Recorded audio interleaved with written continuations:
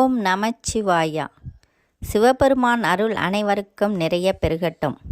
நாம் ஒவ்வொரு ஆண்டும் திருவாதிரை நட்சத்திரம் வரும் நாளில் வீடுகளிலும் கோயில்களிலும் திருவாதிரை களி செய்து சிவபெருமானுக்கு படைக்கிறோம். ஆனால் ஏன் களி? ஏன் திருவாதிரை நாளில் மட்டும்? இதற்கு பின்னால் என்ன ஆன்மீக கதை இருக்கிறது? இன்றைய இந்த வீடியோவில் திருவாதிரை களியின் முழு கதையையும் அதன் மறைந்துள்ள ஆன்மீக அர்த்தத்தையும் ஒரு அழகான கதையாக உங்களுக்கு சொல்லப் போகிறேன். திருவாதிரை சிவனின் நட்சத்திர நாள். திருவாதிரை என்பது சிவபெருமானுக்கு உகந்த நட்சத்திரம். அன்றுதான் சிவபெருமான் ஆனந்த தாண்டவம் ஆடிய நாள் என்று புராணங்கள் கூறுகின்றன. அந்த ஆனந்த தாண்டவம் உலகின் பிறப்பு, நிலை, அழிவு மூன்றையும் குறிக்கிறது.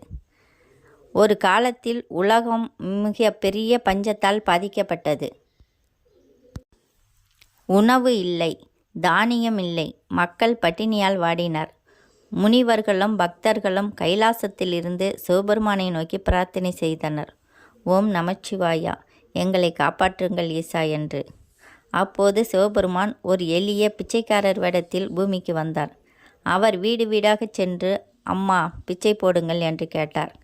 ஆனால் மக்களிடம் கொடுப்பதற்கு எதுவும் இல்லை.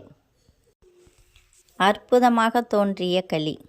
அப்போது ஒரு சிவபக்தி நிறைந்த இல்லத்தில் சிறிதளவு அரிசி, பருப்பு, காய்கறிகள், தேங்காய் மட்டுமே இருந்தது.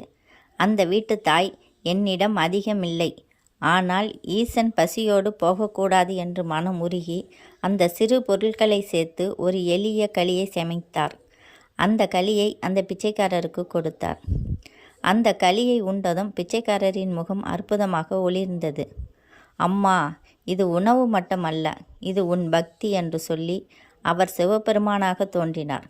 அந்த நிமிடமே பஞ்சம் தீர்ந்தது, விளைச்சல் பெருகியது, உலகம் நலமடைந்தது. அன்று சிவபெருமான் சொன்னார், திருவாதிரை நாளில் எளிய களி செய்து என்னை நினைத்து படைத்தால் அந்த இல்லத்தில் பசி, வறுமை, துன்பம் நுழையாது. அதனால்தான் இன்று வரை திருவாதிரை களி ஒரு புனித நிவேதனமாக செய்து படைக்கப்படுகிறது. களியில் சேரும் பொருள்களின் ஆன்மீக அர்த்தம். அரிசி வாழ்வாதாரம், பருப்பு உடல் வலிமை, காய்கறிகள் இயற்கை சமநிலை, தேங்காய் தூய்மை, மசாலா வாழ்க்கையின் சுவை. இவை அனைத்தும் சேர்ந்து முழுமையான வாழ்க்கையை குறிக்கிறது. திருவாதிரை களி தரும் பலன்கள்.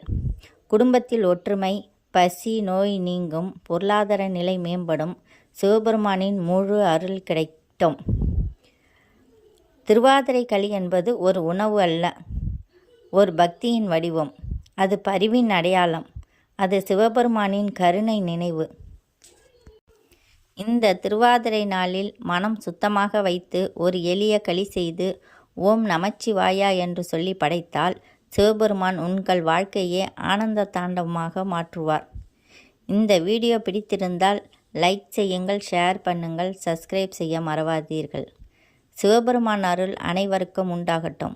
ஓம் நமச்சிவாயா.